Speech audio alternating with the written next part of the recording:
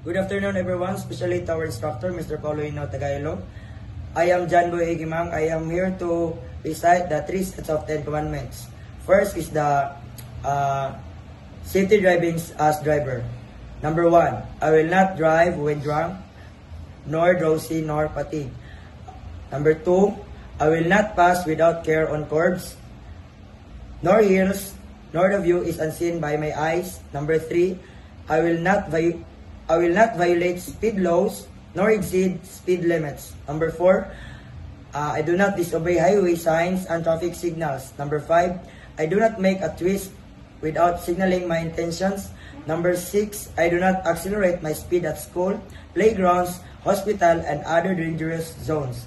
Number 7, I will not be careless when crossing at intersections. Number 8, I do not glare my headlights on approaching cars at night.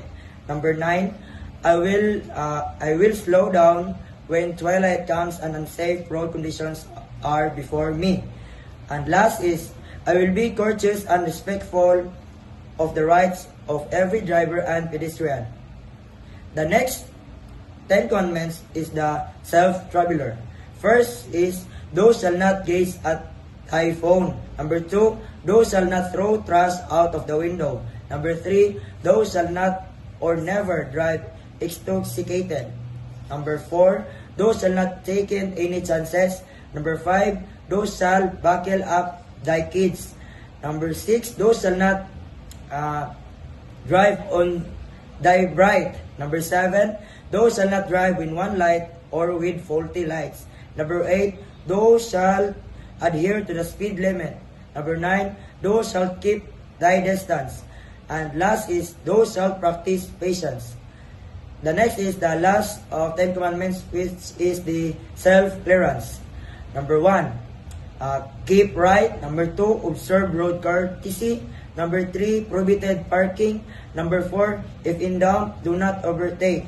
Number 5, the bus stop rule, lining up on the bus stop zone.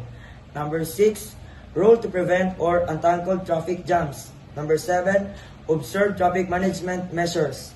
Number 8, the philosophy of Pinoy driver, first come, first serve vehicle. Number 9, own pedestrian. Number 10, remember the international driving safety reminders. Thank you.